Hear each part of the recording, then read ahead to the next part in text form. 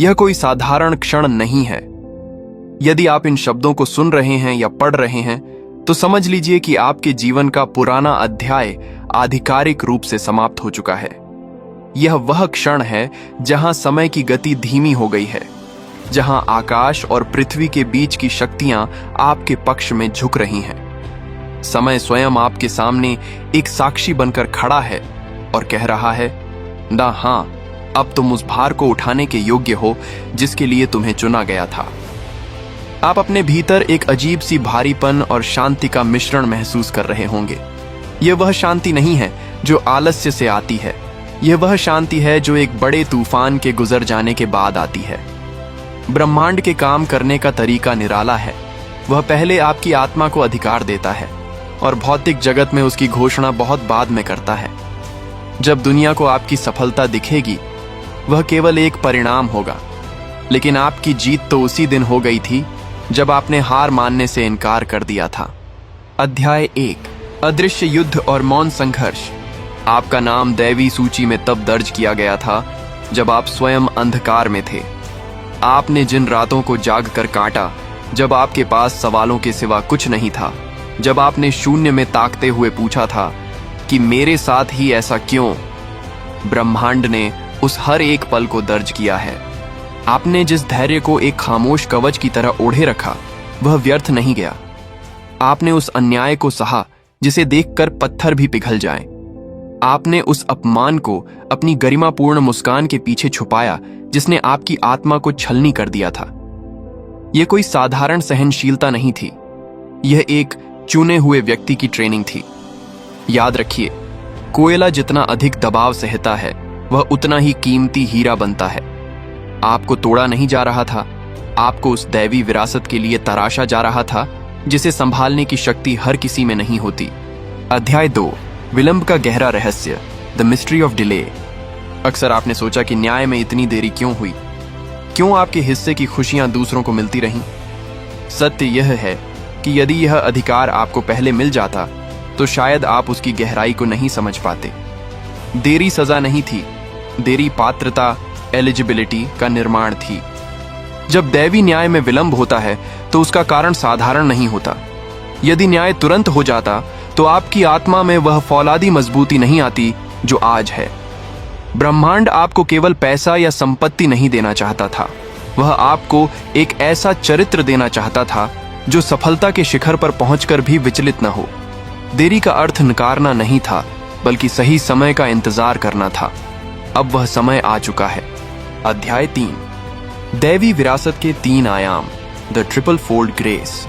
दैवी विरासत कोई छोटी चीज नहीं है। इसे डबल पोर्शन या दोहरा अनुग्रह कहा जाता है, जो 3 स्तरों पर आपके जीवन में प्रवेश करती है। छीने गए की वापसी, रिस्टोरेशन। जो कुछ भी आपसे छल कपट या समय की मार के कारण छीना गया था, चाहे वह सम्मान हो, धन हो या रिश्ते, ब्रह्मांड उसे ब्याज समेत वापस करने की प्रक्रिया शुरू कर चुका है। अयाचित जोड़, द डिवाइन बोनस। वह सब कुछ जो आपने कभी मांगा भी नहीं था, लेकिन आपकी भक्ति और विश्वास के कारण ब्रह्मांड ने आपके खाते में जोड़ दिया है। अनपेक्षित प्रकटीकरण, अनफोरसीन मैनिफेस्टेशन। वह अद्भुत परिणाम जिसके बारे में आपने सपने में भी नहीं सोचा था। यह वह मोड़ है जहां आपकी कहानी एक चमत्कार बन जाती है। अध्याय 4, प्रथम वरदान, भौतिक जगत का कायाकल्प। आपका पहला वरदान आपकी बाहरी दुनिया को स्पर्श करेगा। आपकी रुकी हुई फाइलें, अटका हुआ धन, संपत्ति के विवाद और वे अवसर जिन्हें षड्यंत्रों के जरिए रोका गया था, वे सब अचानक सक्रिय हो उठेंगे। यह कोई संयोग नहीं होगा। अचानक एक अनजान नंबर से फोन आएगा, एक ऐसा पुराना संपर्क सामने आएगा जिसकी आपने उम्मीद छोड़ दी थी, या कोई कानूनी दस्तावेज आपके पक्ष में मुड़ जाएगा। ब्रह्मांड इन भौतिक साधनों का उपयोग केवल इसलिए करता है ताकि वह आपके मार्ग की बाधाओं को हटा सके। याद रखें, जब वह देने पर आता है तो वह उन रास्तों से देता है जिन्हें दुनिया असंभव मानती थी। यह आपके भाग्य का एक्टिवेशन है। अध्याय 5, द्वितीय वरदान, आत्मा की वज्र शक्ति।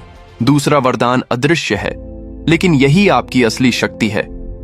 ये आपकी आत्मा पर लगी ब्रह्मांडीय मुहर है।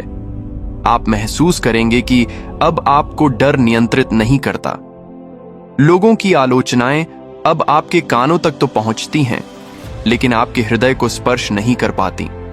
आप भीड़ में भी अकेले और शांत रहना सीख गए हैं। चुने हुए लोग वही होते हैं जो बिना किसी पहचान के सेवा करते हैं, बिना किसी गारंटी के विश्वास रखते हैं और बिना किसी सहारे के सत्य के मार्ग पर चलते हैं। ब्रह्मांड का आध्यात्मिक नियम है, जो मिशन में सबसे ज्यादा खोता है उसे ही सबसे ज्यादा लौटाया जाता है। अब आपके भीतर वह शक्ति जागृत हो रही है जो आपको एक साधारण मनुष्य से ऊपर उठाकर एक निर्णायक शक्ति बना देगी। अध्याय 6, संदेशवाहक और उनके गुप्त संकेत। जब दैवी विरासत का समय आता है तो ब्रह्मांड अपने संदेशवाहक भेजता है। संदेशवाहक हमेशा वैसा नहीं होता जैसा हम चित्रों में देखते हैं। वह अक्सर बहुत साधारण भेष में आता है। वह कोई अनजान राहगीर हो सकता है, कोई पुराना शत्रु हो सकता है जो अब पछता रहा हो, या कोई ऐसी परिस्थिति जिसे आप पहले समस्या समझ रहे थे। पहचान कैसे होगी? जब वह व्यक्ति या संदेश आपके सामने आएगा तो आपकी चेतना में एक कंपन होगा। आपका दिमाग सवाल करेगा, लेकिन आपकी आत्मा कहेगी यही वह क्षण है। आपकी सांस एक पल के लिए थमेगी और आपको महसूस होगा कि यह कोई साधारण घटना नहीं है। संदेशवाहक के शब्द साधारण हो सकते हैं, लेकिन उनका प्रभाव आपके जीवन की दिशा बदल देगा। अध्याय 7, मौन की दीवार, द वॉल ऑफ साइलेंस। विरासत मिलने से ठीक पहले का सबसे कठिन चरण है मौन की दीवार। यह वह समय है जब ब्रह्मांड अचानक पीछे हटता हुआ प्रतीत होता है। चारों ओर सन्नाटा छा जाता है। आपके फोन बजना बंद हो जाते हैं, योजनाएं अधर में लटक जाती हैं और ऐसा लगता है जैसे आप फिर से हार रहे हैं। यह देरी नहीं है, यह अंतिम छंटाई, द फाइनल फिल्टरिंग है। ब्रह्मांड यह देखना चाहता है कि क्या आप अभी भी पुराने दर्द और डर के साथ जी रहे हैं। क्या आप अपनी नई शक्ति को संभालने के लिए पर्याप्त स्थिर हैं? जो इस सन्नाटे में अपना मानसिक संतुलन बनाए रखता है और ब्रह्मांड पर अटूट विश्वास रखता है, वही उस द्वार के पार जा पाता है। यहाँ कुछ न करना ही सबसे बड़ी क्रिया है। केवल मौन रहें और अपनी ऊर्जा को संचित करें। अध्याय 8, अतीत का अंतिम प्रहार। अंतिम परीक्षा में अतीत एक आखिरी बार दस्तक देता है। पुराने धोखेबाज, पुराने घाव और पुराने प्रलोभन फिर से सामने आएंगे। यह ब्रह्मांड की चेक लिस्ट है। वह आपसे पूछ रहा है, क्या तुम अब भी वही पुराने व्यक्ति हो या तुम बदल चुके हो? यदि आप उन पुराने पैटर्न में फिर से फंस जाते हैं तो चक्र दोहराया जाएगा। लेकिन यदि आप उन्हें एक साक्षी भाव से देखते हैं और मुस्कुराकर आगे बयारेच जाते हैं, तो समझ लीजिए कि आपने अपनी दैवी विरासत का प्रवेश पत्र, एंट्री पास, हासिल कर लिया है। अब अतीत का आप पर कोई अधिकार नहीं रहा। अध्याय 9, ऊर्जा का हस्ताक्षरण, द एनर्जी सिग्नेचर। सच्ची दैवी विरासत कागजों से पहले ऊर्जा में आती है।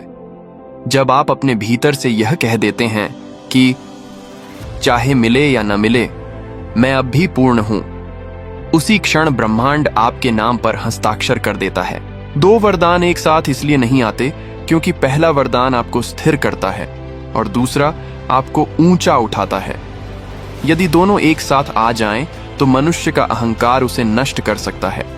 इसलिए पहले आपकी व्यवस्था सुधारी जाएगी, फिर आपका विस्तार किया जाएगा। यह एक दैवी क्रम है जिसे बदला नहीं जा सकता। अध्याय 10, न्याय का स्वरूप, द नेचर ऑफ जस्टिस। जब दैवी न्याय आता है तो वह केवल बराबरी नहीं करता, वह अति प्रवाह, ओवरफ्लो करता है। वह उन सभी वर्षों की भरपाई करता है जो टिड्डियों ने खा लिए थे। वह आपके शत्रुओं के सामने आपकी मेज सजाता है। अब आपको अपनी सफाई देने की जरूरत नहीं है। आपकी स्थिति, आपका ऐश्वर्य और आपकी शांति ही उन लोगों के लिए सबसे बड़ा उत्तर होगी जिन्होंने आप पर संदेह किया था। न्याय की घोषणा ढोल बजाकर नहीं की जाती, वह आपके जीवन की बदली हुई परिस्थितियों से स्वतः प्रकट होती है। नया अध्याय और मौन नेतृत्व। अब आपकी यात्रा का वह हिस्सा शुरू होता है जहां आप प्राप्तकर्ता से दाता बन जाते हैं। अब आपसे जिम्मेदारी मांगी जाएगी। दैवी विरासत आपको केवल सुख भोगने के लिए नहीं, बल्कि दूसरों के लिए एक प्रकाश स्तंभ, लाइट हाउस बनने के लिए दी गई है। आप अब वह व्यक्ति नहीं हैं जो प्रतिक्रिया देता है, अब आप वह हैं जो निरीक्षण करता है। आपका मौन अब अधिक प्रभावशाली होगा। लोग आपकी उपस्थिति में एक अजीब सा दबाव और सम्मान महसूस करेंगे। इसे मौन नेतृत्व, साइलेंट लीडरशिप कहते हैं। आपकी ऊर्जा अब दूसरों की समस्याओं को सुलझाएगी बिना आपके एक शब्द बोले। दैवी सुरक्षा कवच, द डिवाइन शील्ड, अब ब्रह्मांड आपकी रक्षा के लिए एक अभेद्य कवच खड्डा कर चुका है। गलत लोग आपके जीवन से अपने आप हटने लगेंगे। गलत रास्ते खुद ब खुद बंद हो जाएंगे। आपको अब हर लड़ाई लड़ने की जरूरत नहीं है। कुछ लड़ाइयां ब्रह्मांड आपके लिए लड़ेगा। आप केवल अपनी चेतना को ऊंचा रखें। जो आपके लिए है वह दुनिया के किसी भी कोने में हो, वह आप तक खींच लिया जाएगा। अब संघर्ष समाप्त हो चुका है। अब प्रवाह, फ्लो की शुरुआत है। स्थापना और पूर्णता। आप स्थापित हैं, आप सुरक्षित हैं, आप चुने हुए हैं। यह संदेश आप तक पहुंचा है क्योंकि आपकी ऊर्जा अब इस सत्य को स्वीकार करने के लिए तैयार है। अपने पुराने संस्करण को अंतिम विदाई दें, अपने हृदय को खोलें और उस विरासत को स्वीकार करें जिसके लिए आपने सदियों का इंतजार किया है। यह केवल एक शुरुआत है।